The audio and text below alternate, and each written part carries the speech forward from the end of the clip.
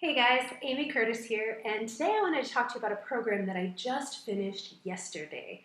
It's called Thoughts to Things, and it was created by a man named Dawson Church. You might remember him from a previous video. I believe I referenced him when I was talking about the tapping solution because he has been a guest on many um, tapping world summits hosted and produced by thetappingsolution.com. And he is an EFT practitioner and EFT coach. He also trains other practitioners. He has a website called EFT Universe, and he's also a researcher. So he's done a tremendous amount of scientific research on EFT and other things about the mind.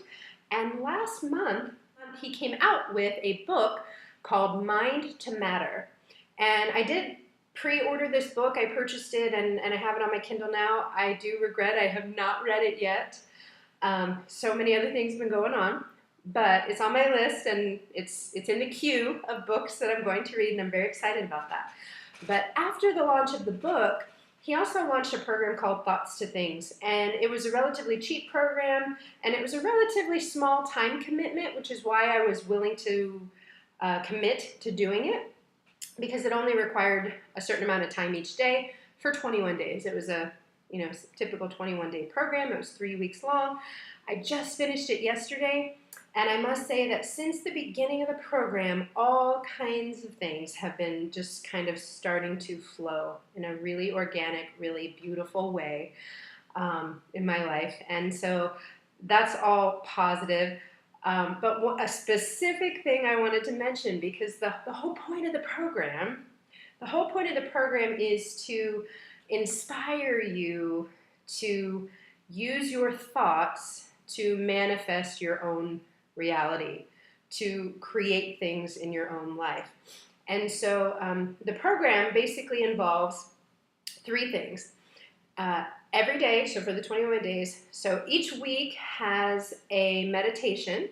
It's the same meditation that you do. You do it once in the morning, once in the evening. You just listen to it, and it's the same meditation every morning and evening for the first week. And then the second week, there's a different meditation, and then the third week, there's another meditation. So 3 different meditations that you're doing twice a day, every day.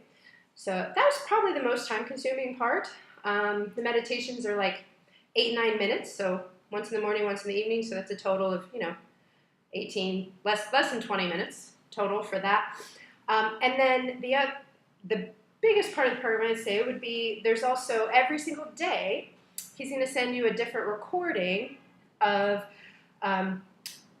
someone he spoke to when he was researching his book, Mind to Matter. He goes out and he finds people who have used the power of their minds to manifest things in their own life, and he has recorded their experience, both written in the book and audio recordings. So that's what he's offering every day, is a different audio recording of someone explaining how they manifested something in their life. So it's all different people, different kinds of things manifesting, and they just explain sort of the synchronicity of what happened, what they did, and then how that all kind of fell into place and played out. And each of those recordings is less than 5 minutes. So that's a very small time commitment. That's why I was like, okay, yeah, 5 minutes, no problem. So I'm up to a total of 25 minutes a day. And then at the end of each recording, he asks you an essential question. And so the third part of the program is journaling about that essential question. It's a different question every day to try to get you thinking about, to get you thinking about how you think, to get you thinking about what your mind is doing, what it's creating, and what it could be creating instead. So that's what the journaling questions are all about. So that's the third component. So meditations, a recording, and a journaling. And with the journaling, each of those took me a couple minutes, maybe 5 minutes. If I felt really inspired one day and wrote a lot, maybe 10 minutes. But so you're looking at like 30 minutes a day. So a pretty minimal time commitment. So I did the program, and during the program, I'd say the two biggest things that are really changing the trajectory of my life is that, one, I finally decided that I'm staying where I am. For the last 8 months, it's been kind of up in the air. Am I going to stay? Am I going to go? Am I going to go somewhere else? What am I doing? And I finally made the decision that I am going to stay at least for a year. So I'm applying for residency in this country, and that's a brand new thing for me. I contacted attorneys, so I was able to make some things happen. I contacted a number of attorneys, and I discussed with them, what the process is. There were a number of barriers that I thought would be barriers, because where I'm from, they would be barriers. But it turns out in this country, nobody cares about those things. So not a single attorney I spoke to thought any of those things would be a problem. They thought as long as I complete the paperwork and submit it, everything should be fine. So that excited me very much. I learned about the timeline and all of those things. And so now that's in motion, and I'm very excited about that. And since I am choosing to stay, I can now finally commit to a year-long lease. Since I've been here, I've only been able to commit to short-term accommodations, which really limits my options. And I've been very lucky with some places that I've stayed, but I'm tired of moving every couple of months. And I'm tired of paying more than the market rate. And if you're doing short-term, you're probably going to pay more for a number of reasons. So if you can commit to a longer-term lease, it's usually less money. So I contacted a broker. I was looking for apartments. I've, in the last couple weeks, probably seen, I don't even know, 8, 10 apartments, something like that, a lot of apartments. But last week I saw one that I fell in love with. It's a bit small. It's basically a studio apartment, so it's not that much space. But it would be just all mine. And it's all new, which I love. It's never been lived in. It's very well made. Like, everything is nice. There's a nice tile bathroom, and there's a separate shower, which is not the norm here, so I appreciate that. The kitchen is all new appliances and everything. But my favorite thing about it is that it has a huge balcony and a spectacular view of the mountain and the city. So I will gladly trade space for a view, especially if all the space is mine and I don't have to share it with anyone else. The price they were asking was a bit high, and I knew that going in. So when I went to see it, I told my broker, I was like, it's a bit high, but I really want to see it because, oh my God, that balcony. I want to see it with my own eyes. Is it really as cool as it looks in that picture? And actually, frankly, the pictures did not do it justice. It was even cooler. The entire apartment was better, and the view was better than even in the pictures. So I was really excited about that apartment, but I wasn't willing to pay what they were asking. So that night when I saw it, and I had seen a lot of other places too, but when I saw that one, it just really spoke to me. And that night I stayed up. I didn't mean to stay up, but one of those nights where you're so excited, your brain just won't shut off. So I was thinking about how I would make it work, what would I offer, because that's another thing. The person who showed it to us, she made it very clear before I left. She said, make me an offer. She communicated that she was open to negotiation. So I was like, what should I offer? What do I think what would I settle for? What do I think she'd settle for? Like, just trying to sort it out. Like, what's the number going to be? Is it even possible? If I got her to this number, it would only cost this much. So I'm like doing all this calculation in my head before bed while I'm trying to fall asleep, which is silly. I should have been doing that, but I was just so excited. And then in the coming days, like between then and, I knew it'd be several days before the broker took me out for more viewings again, because we try to lump them together. I was visualizing myself in that apartment. Like, what would it be like to live there? And I just kept picturing it, how I would have tea every morning on the balcony, how I would sunbathe in privacy on this gorgeous big balcony, how I'd wake up to that view every day and be inspired by it. Like, I was just picturing all of these things in my head, hoping and, trying to put the energy out there that it was going to work out. I did continue looking for other apartments. I was also looking for 2-bedroom apartments, knowing that if I split it, a 2-bedroom, I'd end up paying less than if I got a 1-bedroom myself, which is the same as back home, really. So trying to sort all that out. And then yesterday I went and saw 3 other apartments, but we ended with that apartment again.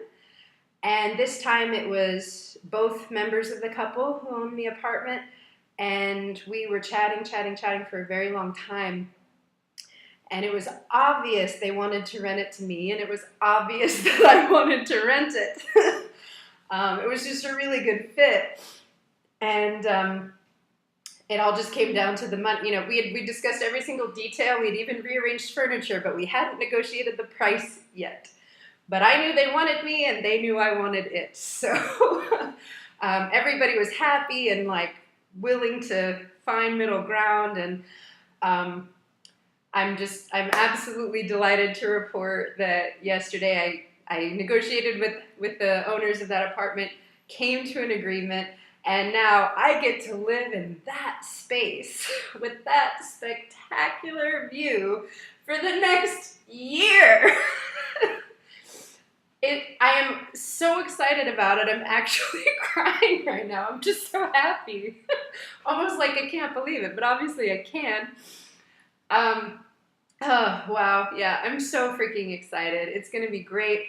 I am really excited to get to see the seasons change, to watch the whole city change as it changes from summer to fall, and fall to winter, and winter to spring. Oh, it's going to be beautiful. And the city I live in now, it is a fabulous hub from which to explore the rest of Europe. Eastern Europe by car, train, bus, or Western Europe with really cheap flights from Wizz Air and EasyJet, where you can just, if you catch the right flight, hop on a flight for the weekend and leave all of my stuff here and not be lugging it with me all over Europe. And you can fly to a number of Western European destinations, capitals for 20 euro. It's crazy cheap. So I'm just really excited to get to travel now that I have a home base from which I can travel and see other things I haven't seen yet on this continent, and do so at a cheap price. I did eventually, the price we got to, it was at the high end of my price. It was like my limit. This is the most I'm willing to pay, but I'm still willing to pay that. And I went back last night and looked every Airbnb that I had booked since I've been here. I paid more than this apartment, and it was not as nice. It was not private, my own space. I even paid more than this apartment for a private room much, much farther from the center.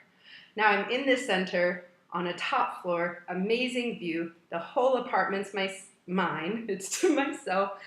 And I'm paying less than any of the Airbnbs that I lived in prior to local rentals. Not to mention that in any Western European capital, I'd be paying 3 times as much for something like this. So it's cheap to me, and it is absolutely worth the value, and I'm so excited that I got it. As it turns out, apparently they had turned down several people. There was other interest, but they had turned them down because they were looking for the right tenant. And apparently that's me. And I'm so happy that it was a good fit. And they should want to have me live in their place. I'm a very good tenant. I've been a homeowner and a landlady before, so I get it. And I'm an excellent roommate and will be an excellent tenant. So they made a good choice, and I'm so glad they did. And the reason all of this is related to the Thoughts to Things program is that it occurred to me when I met up with a friend of mine last night to have dinner and celebrate. It was like, guess what? I found a place. We have an agreement. Yay. We met up to have dinner and we were celebrating because I was just beaming, kind of like I am now, just thinking and talking about it. And it occurred to me when I was talking to him, I was like, hey, this is the last day of the program, so it almost seems fitting that this should happen. We came to this agreement. I have my apartment set for the next year moving forward in my life on the last day of this program. This apartment that I helped manifest by visualizing it and thinking about it and putting my intention into it. And I just think that's the coolest thing ever, and I'm so excited. I know I've said that 100 times, but obviously it's true. So I just wanted to share that with you guys, and on that note, I'm going to put a link down below if you are at all interested in signing up for that program and manifesting whatever you want in your life with your mind. By all means, give it a try. It can't hurt. It's a really cheap program anyway. I think I paid $27 for it. So, and I've, after negotiating with that couple, I'm paying almost €50 less than they were asking per month. So that $27, theoretically, you could say it saved me like, I don't know, over €500 over the course of the year from that negotiation. But anyway, if the kind of result I just experienced interests you at all, check it out. It's great. I'm not affiliated with it, but I did it, and I am very happy with the program, and feel free to check it out. And if you do, please leave a comment. Tell me what you're manifesting. I would love to hear from you. So until next time, have an absolutely lovely day. I love you all. Bye.